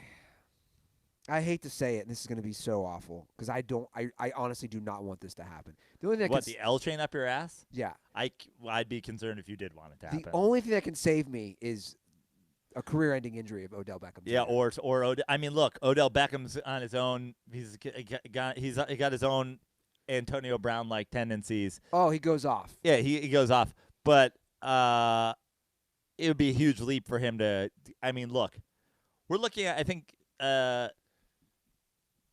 what's his name? Stanga's keeping him pretty good. We're looking at like 4 years, probably. 3 to 4 years. 3 to 4 years of Antonio Brown sort of staying stable in his averages. He obviously had a down year last year. The Brown situation was pretty terrible.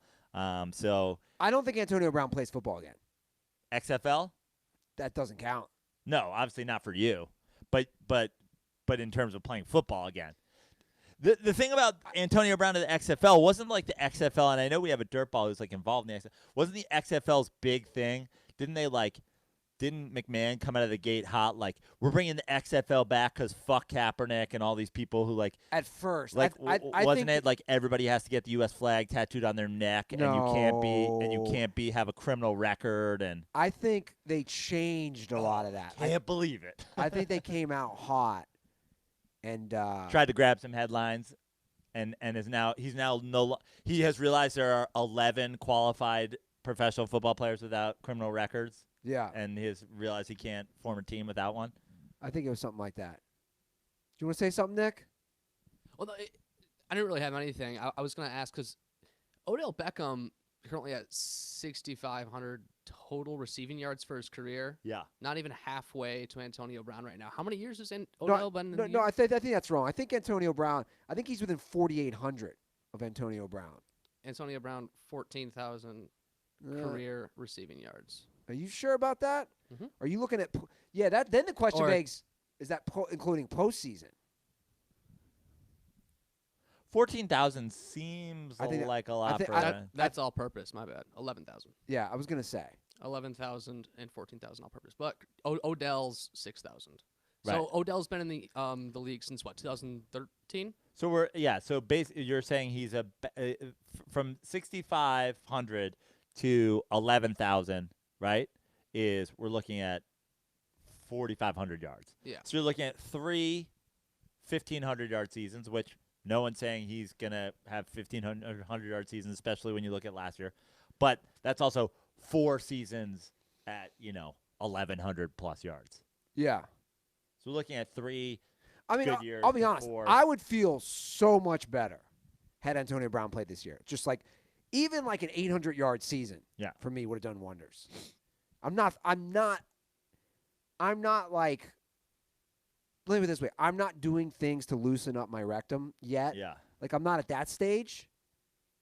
But you know how they do the doomsday clock and they moved it again last week? Yeah. Like there's a doomsday clock for my butthole right now. Yeah. And it's And it's at 11:30. at 11:30. Yeah. Not gonna lie. Yeah. You know, like right now I'm looking around the apartment. What things could I test in my butt? Like it's the doomsday L chain. Right now it's hanging upside down, but as it moves toward the top, and that L, at 11:55, the L is gonna start poking. Yeah. Oh boy, it's gonna be tender. But we should get to the Aaron Hernandez Savage of the Year award nominees. For those who do not know, I mean, this is an easy transition from Antonio Brown. He's got to be a nominee. of course he is. Every year at Dirty Sports since 2017, we have done a Aaron Hernandez Savage of the Year award nominee. This is the Dirty Sports version of the NFL's Walter Payton Man of the Year award. And the nominees, actually, I'm going to go through the previous winners. Our inaugural Aaron Hernandez Savage of the Year award winner was Pac-Man Jones, who I'd like to give a Lifetime Achievement Award at this point, to be honest. Yeah, Pac-Man. So he was the first ever winner. Correct. And he's out of football. He's out of football. So he's not a nominee. But he was in the news again earlier this year at a casino in Indiana, being insane, telling cops he wanted them to suck his dick. He got arrested, blah, blah, blah. So to me, a Lifetime Achievement Award is destined for Pac-Man Jones. He won once. He was nominated multiple times. Anyway, Antonio Brown is a nominee, and to me, the front runner for this year's Aaron Hernandez Savage of the Year award. So Pac-Man Jones won it in 2017. 2018, the winner was Robbie Anderson, current New York Jet. I believe he was speeding down a 35 or 40 mile an hour. Oh, nice. Little Miller Lite action. Well, I was saying as we started this episode, I tried to plan my painkiller so that it would take me through the show. I should have probably brought some in my pocket just in case, but we're working a little bit later than we should have. I'm coming on when I should have re-upped, but instead I think I'm just going to have one beer in case my doctor is watching, just one, just to sort of maybe get a little extra out of that painkiller before I get home to recharge. Love it. So Robbie Anderson won in 2018. Do not drink on painkillers. No, do not. 2019, I didn't like our winner last year. It was, what was his name? Dylan. He was kind of unknown. But This is the guy who went the wrong way through the Lincoln Tunnel or good some memory, shit? Prano. He drove the wrong way down the Lincoln Tunnel. I mean, he earned it. Yeah. Dylan Donahue. Dylan Donahue, thank you, Nick, for helping me with that, was our 2019 winner. So these, drum roll, please. Okay, no drum roll. Your Oh, is it me? Thank you, Nick. Your 2020 Aaron Hernandez Savage of the Year award nominees are Antonio Brown. And I think he's going to win it. Is he not like... I don't know. I mean, now, I know another one of your nominees, somebody we've talked about for a long time in the Savage of the Year contest, and a lot, we're going back almost to right after the Savage of the Year was crowned last year when a lot of this started breaking. So he had a whole year's worth of work. Well, here's the deal. Richie Incognito. Incognito. Nothing incognito about what's going on with this guy. You know everything. He has not hidden a thing. The irony of his name is just ridiculous. The problem about him is stuff has leaked later. Right. So how I judge the Aaron Hernandez Savage of the Year award is it's everything from when the award is announced Right. up until the next year. Did the trying to chop off his grandfather's head, His father's head happened before or after the award was announced? It happened before So after that's last year. that's a huge knock on his case. It's hard to beat. Did he win? He didn't win last He year. did not win last year. Because we didn't have the report I don't think we knew. until after. Or I missed it. Right. Or that's on me. That's on me as a producer. And I think I might have missed it. However, This is a Ben Simmons Rookie of the Year situation. I agree. I Right? totally agree. It's like technically it happened before, but we didn't know about it till after. Now, It's going to hurt his case. It's going to split some votes. here's a story we did The way he tried to split his father's head from his body. Here's a story we did not know, which also happened before last year's award winner, but it was not leaked until March when he went into his grandmother's home, punched a hole in the wall, ripped a security camera or some sort of security system off the wall, threatened to fight his grandmother, saying she was responsible for his father's death.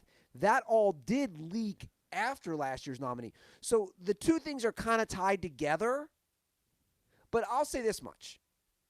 Antonio Brown's done a lot of crazy shit.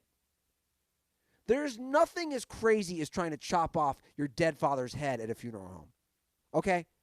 Take it from somebody who was literally just looking at their own dead parent at a funeral home less than 2 weeks ago. I'm just gonna lay out there. I never did the thought cross my mind of chopping off my mom's head. Okay? Right. So to me that's tough to beat. But again, I love your analogy, Joe. Is this a Ben Simmons Rookie of the Year situation with Richie Incognito? Because to me, it boils down to Incognito and Antonio Brown. And who do we have a third candidate? Well, I just wanted to throw somebody up there. You probably don't even know who this guy is. He was cut from the Lions. It's actually kind of sad. Trevor Bates. It just made me laugh. I mean, the guy had to go to a psych ward for this. Okay. He refused on January 26th last year to pay for his $32 cab fare in Manhattan. And then he tried to fight cops over it, and it just made me laugh because it was just so ridiculous. This is like when there has to be 4 Heisman nominees. Yeah. Like they got to invite 4 guys to the Manhattan Athletic Club, even though we know it's between 2 guys. Yeah. So, I mean, to me, this boils down to Antonio Brown or Richie Incognito. We should maybe make a graphic with the highlights from their year, with dates and all that stuff, and maybe it should be something that, obviously the poll's not going to make the decision for us, but it's worth putting out there. Yeah. Aaron Hernandez, Savage of the Year, the top 2. And for the record, we almost honored Aaron Hernandez. We went to one of his old stomping grounds in Hermosa Beach. I did not know this until you told me about it. Yeah, so Aaron Hernandez, I think I've discussed this on the show. He rented a house in Hermosa Beach, I believe, in the summer before he was, up until almost when he was arrested, 2013. And he used to always go to a place called the Underground in Hermosa Beach. And we went there Saturday night. And I know Nick really enjoyed that we got to have a burger. Or if you Google it, Aaron Hernandez, the Underground, Deadspin did put out an article About him getting kicked out? about him getting kicked out. And why did he get kicked out? He was just being, He's being Aaron Hernandez. being Aaron Hernandez. So how'd that make you feel, Nick, that you got to – because now, again, you're new to L.A. You get to experience the celebrity stuff. You were in the same spot that Aaron Hernandez used to frequent after he had killed people. Yeah, that was just kind of surreal. I don't know. It was Bucket list? definitely a bucket list burger. Yeah. How many burgers have you had in L.A.? How many different burgers have you had in L.A.? So I've had 3 different burgers now. We did the Underground, Yeah. and then I had a burger where we saw the guy from Harry Potter, Cock and Bull. Oh, yeah, Cock and Bull. And then the Window burger as well. Which- I gotta say, Window's #1 for me right now. Window's a hella good burger, Yeah. right? That's the one on Rose. The Rose Cafe or Yeah. Rose Avenue. Yeah, Yeah. that Window burger's fucking dope. Yeah. I got a couple other burgers that are worth getting in your. Well, we should do Nikki D's West LA burger rankings. I like it. But you had it. Also, the In-N-Out burger. you had when we In-N-Out first as got well. here. Right. Yeah. So 4 burgers in LA now. Yeah. Well, I've told him I want to take him to Fat Burger as Right. well. Right. Got to go to Hanano. That's like a must burger in Venice. I almost took him the other night. We ended up getting pizza instead. Malibu Country Kitchen is. We'll have to one day when my swelling goes down, we'll take a ride up to PCH. He should go up to PCH at some point. Oh, I already planned on it. Yeah. We'll Look, take him to Malibu Country Kitchen for or not the country window, whatever that is. What Nick and I have, we have a list of work stuff. What did you call it? So we have a content calendar.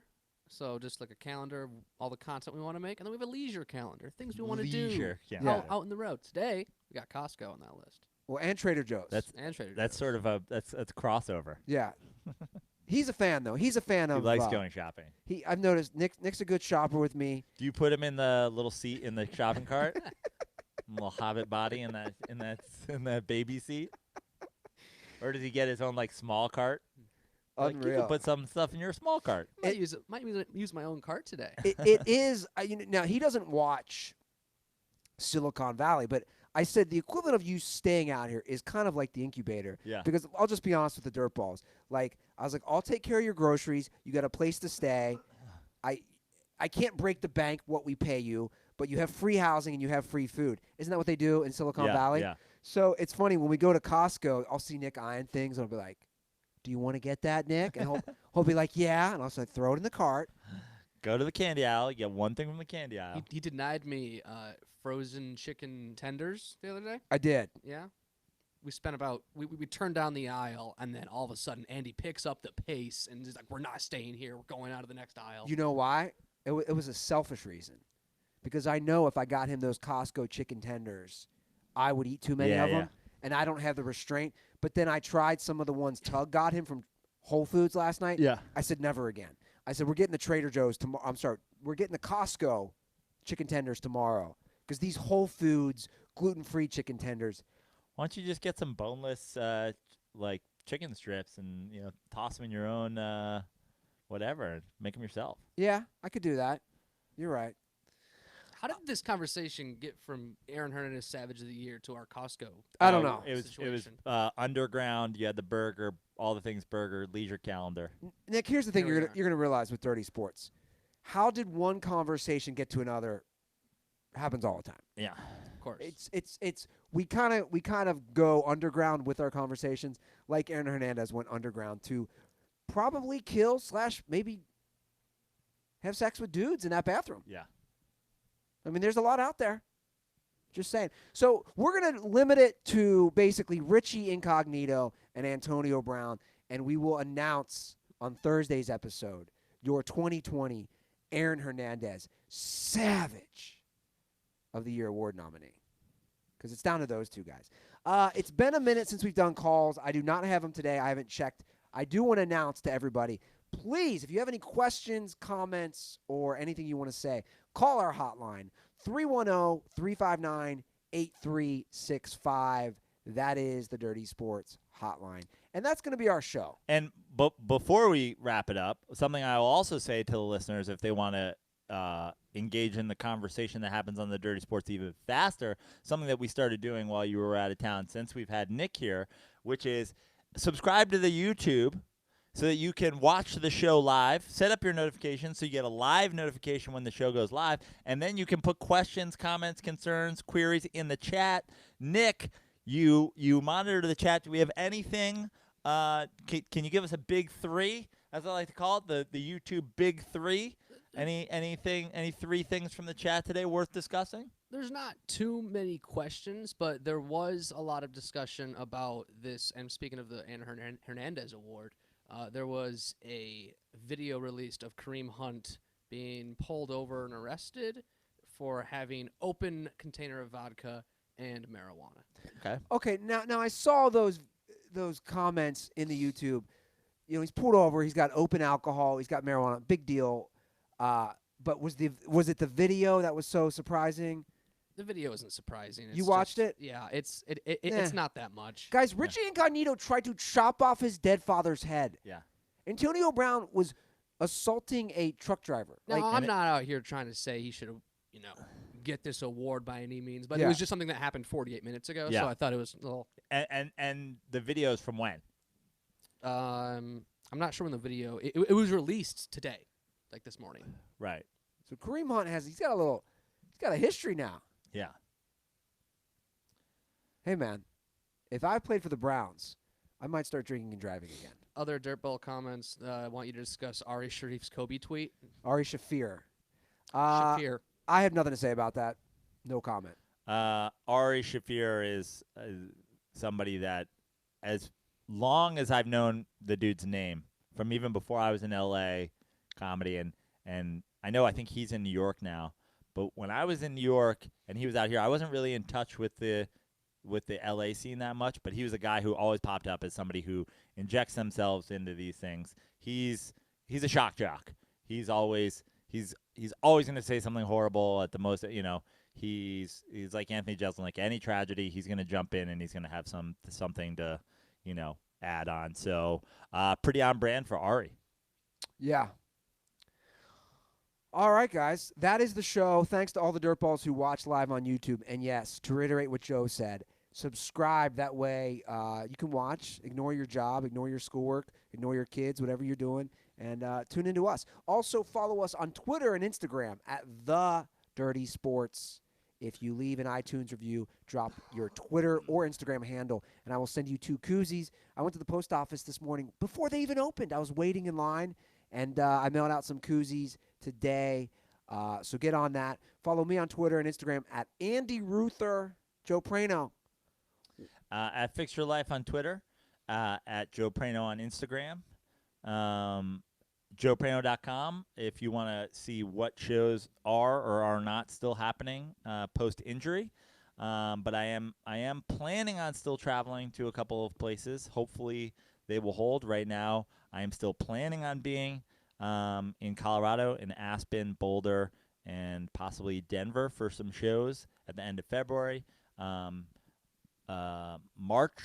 March, Birmingham, Alabama is as of right now still confirmed, and end of March back in Palm Springs for Fantasy Springs Casino. Guys, just go to joeprano.com. Yeah, go to joeprano.com. It's like I don't know. It's just at this point we got to take some initiative. If you want to see Joe, obviously he performs a lot on the road.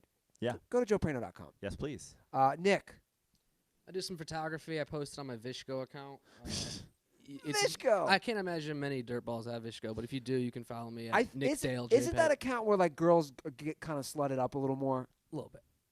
That's what I've heard. I don't know about Vishko. It's for that, and then just like photography. It's like a mixture of It's like Instagram what and Tumblr. It's like what Instagram was trying to be out of the gate. Yeah. Before it became just like a place for people to sell, exactly their ass. And guys, follow his gaming stuff because this guy plays so many video games on his phone. I've been trying a little NBA 2K Mobile lately. I'm not sure if I'm really into it yet. Now, when you're home, do you have a gaming system? Nick Dale, Xbox Live, half of a chub. I didn't even understand that last part. Half of a chub? That's my gamer tag. Okay. Yeah. So I do have a console. I'm away from the console right now, so Right. it's been mobile gaming. Did you consider bringing the console? I did consider it because I wanted to start dirty sports gaming. Yeah. It just seemed like kind of a hassle at the airport. I'm more of a PlayStation guy when I'm doing it. Okay. God, am I gonna have to get a gaming console? Well, that's what now? I was just gonna say. I was gonna say now that we have Nick here, if we can agree on maybe he's got an Xbox at home, maybe we have a PlayStation. Like I wouldn't be against a dirty sports, a smut shack gaming thing. That'll keep me from playing too much. I'd have to come over here to play, but also we could get on Twitch. Okay. Well, here's what I'll do. I'm not committing to anything today. When we go to Costco, I know it's pretty cheap there. It's the cheapest there, I should say. The gaming systems. We'll take a look. I mean, I'm talking about possibly getting a new couch. Like, there's a lot going on here. Yep. All right, guys. That's the show. Thanks for all the support. Joe, it's really great to be back with you. It's great to have you back. It's great to be back. Hopefully we got some of the rust off this episode. I gotta say, tune in next episode. Follow YouTube. Get on the notifications. If there was ever an episode to get on YouTube and click that get notifications button, got a couple of things. Not only is next episode the annual Super Bowl preview prop bet, we have a pretty large announcement happening next episode. If I were you, I'd want to get that episode as early as I possibly can. Huge. Completely huge. It's a significant announcement. Very huge. All right, guys. That's the show. Thanks again. Have a great week. Stay healthy. And most importantly, stay dirty.